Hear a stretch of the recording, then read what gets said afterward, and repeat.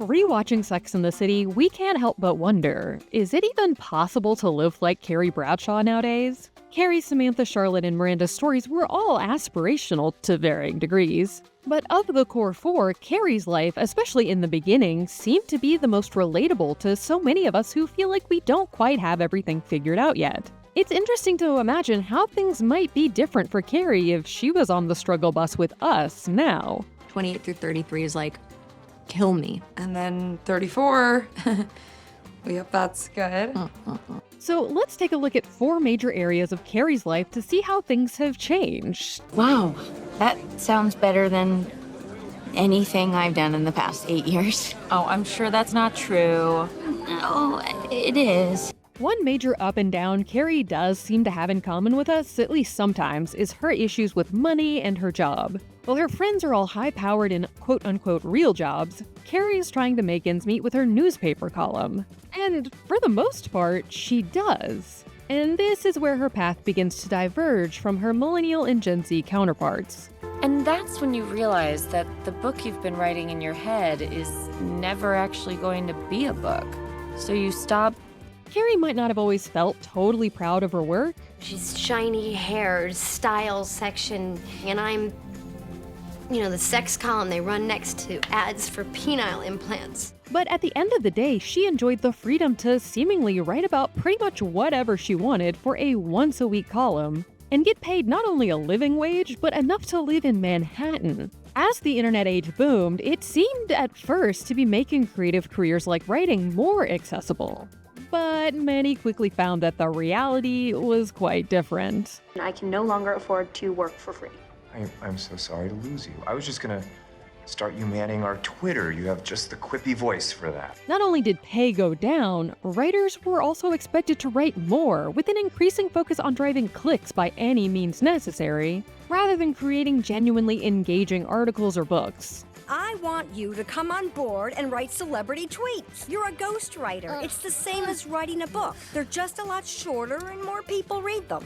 While creatives of Carrie's era might have had more of an opportunity to work their way into a steady career in their field, millennials got stuck trying to grind their way to their dreams, mostly to no avail, and Gen Z had the rug pulled out from under them before they even had a chance to try. Take Diane on BoJack Horseman, for example. Diane is an adept writer, but her career is a constant wave of 2 steps forward, 1 step back. Just pretend you are happy, and eventually you'll forget you're pretending.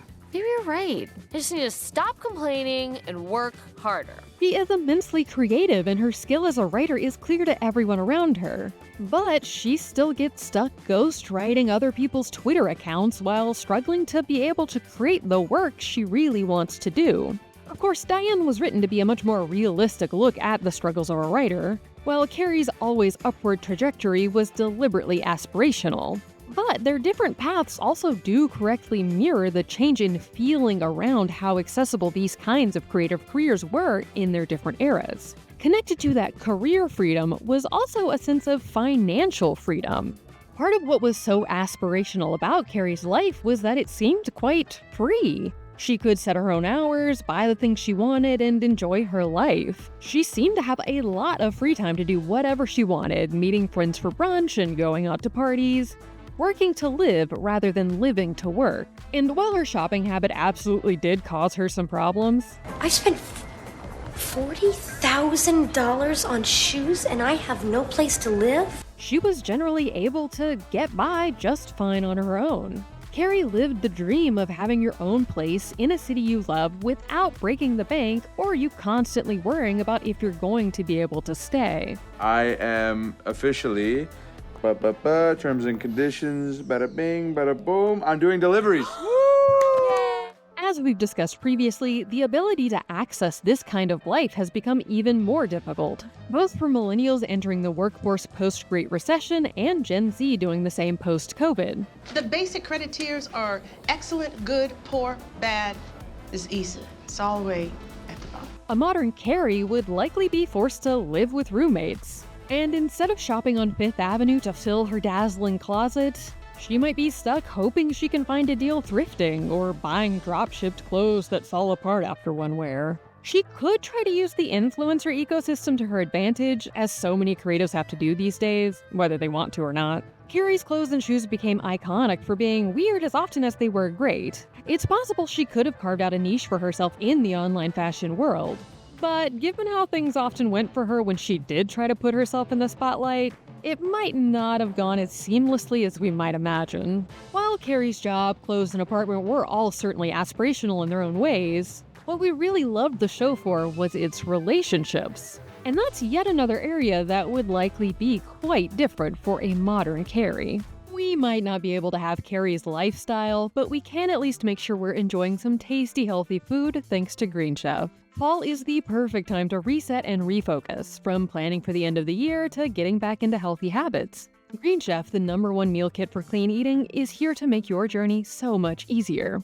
Green Chef recipes feature fresh, organic, seasonal produce and 100% responsibly sourced proteins to help you feel your best on your wellness journey and build healthy habits without so much hassle. They have over 80 dietitian-approved meal options each week, ranging across a variety of types like Mediterranean, gluten-free, plant-based, and more. They also have things like 5-minute salads and protein-rich smoothies, and their new Heat and Eat meals, which are ready in just 3 minutes.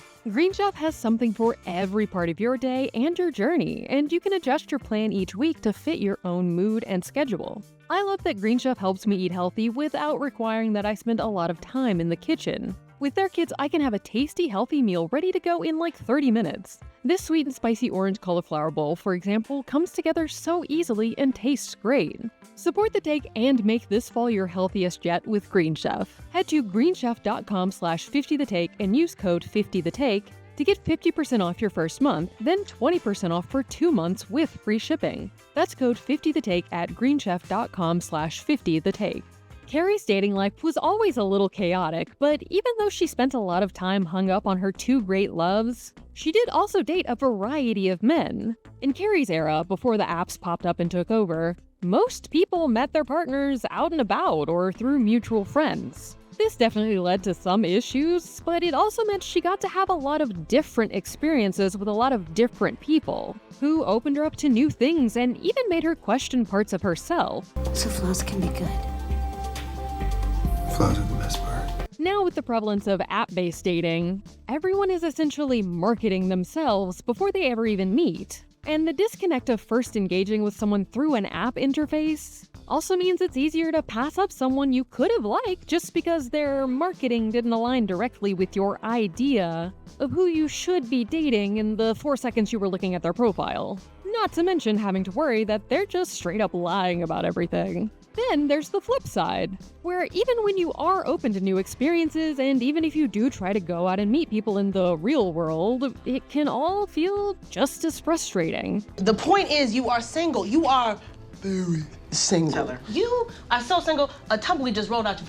Carrie's obsession with a rich guy that's not really interested in her but who she hopes can fix her life is still quite trendy. So it's possible that instead of a newspaper column, a modern Carrie could be making her money through a My Life in NYC Dating a Finance Bro TikTok series. But overall, the show captured a vibe of being single in your 30s that many can still relate to. Being happy to not be tied down, but still holding out hope that you might find the one.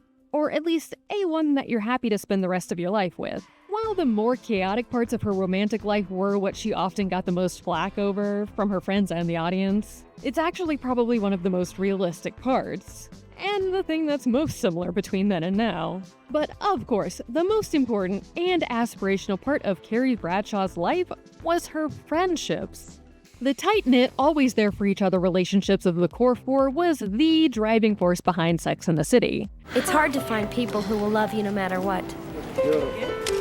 I was lucky enough to find 3 of them. This has only become more aspirational as it's become more and more difficult to make real close friends in adulthood. As we talked about in our video on this phenomenon, there are a number of contributing factors to this change. Namely, lack of time and money and the loss of third spaces. But what makes their friendships so desirable is not just that they exist, but how they continue to strengthen them over the years. Whereas so often, it feels like the exact opposite happens as people begin to grow apart as they're separated by circumstances like family and job responsibilities. It's still gonna be us. Even if we're in different cities, that's never gonna change. I know. But it is gonna change. This obviously isn't a new phenomenon. We even see it happen within the show, like when the group goes out to the suburbs to the baby shower of an old friend. But the core four always managed to stay close and come back to each other, even when they were temporarily pulled away. Carrie also wasn't always a great friend. Her friends still stuck by her anyways. But would they have if they were being pulled in 100 other directions and also had access to cut off toxic people TikTok? And would it necessarily have been a bad thing for them to have less of Carrie's self-centered drama in their lives? Honestly, just because you're friends with someone at 22 does not mean you have to be friends with them for the rest of your life. The friend group on Girls gives us a bit more modern window into how that dynamic might have played out differently. In the end, instead of everyone just hand-waving away all of Hannah's issues and poor treatment of her friends, the group does mostly go off on their own separate paths, which is likely for the best.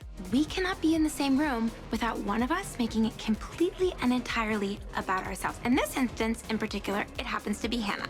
This question was brought up in the Sex and the City reboot and Just Like That, where Samantha does finally cut off Carrie after yet another disrespect, though the way it happens and plays out on the show doesn't really make any sense for the characters as we've discussed previously. On the main show, however, no matter what happened and no matter how angry they all might have been at one another, they always managed to talk things through, work everything out, push each other towards growth, and continue to be there for each other. And that's the most inspiring part of the show, and it often feels one of the hardest to replicate today. Hannah, you've made so many wonderful friendships here. That's not a thing. To be totally real, much of Carrie's life wasn't even attainable for most women then. Sure, Sex and the City was loosely based on Candace Spunshell's own columns, but of course it was all made more dazzling and dramatic for TV. So it's no big surprise that it isn't now either. Not even Candace herself was living Carrie's life, and Carrie was based on her life. As writer Julia Felsenal noted, at the time she scored her Observer column, the writer was 35, single, and sleeping on a friend's pull-out couch. Sex in the original Sex and the City is more calculated than fun. Intimate, loving friendships don't seem to exist. Certainly, there's no version of the tight-knit foursome that Starr and King invented for the small screen. And as much of a struggle as it may be, many have found ways to make a version of that kind of desired life work. From keeping their creative careers alive, to living in the cities they love, to building tight-knit friendships and communities. Even if it doesn't always end up looking quite like they might have initially imagined. What are you gonna do? You're gonna leave, teach, write, live in a house? I mean, literally all three of those things. As the world has changed, it has in some ways become even more difficult for characters to walk that tightrope between being aspirational and relatable, as getting those aspirational aspects can feel like it pulls the character way further away from relatability. But that doesn't mean it's impossible. Sex and the City was lightning in a bottle, and there's still hope that a new creative team could capture it in a way that fits our current moment. Carrie was never meant to be a roadmap. She was always written to be a relatable yet slightly out of reach, aspirational character. Even so, we can learn from her wins and her many, many mistakes as we try to carve out our own fabulous lives, whatever that might look like today. Let us know, is there a character that you feel like fits into the modern Carrie Bradshaw category? And are there any current shows that you think capture the iconic friendship vibes of the core four? That's the take. Click here to watch the video we think you'll love, or here to check out a whole playlist of awesome content. Don't forget to subscribe and turn on notifications.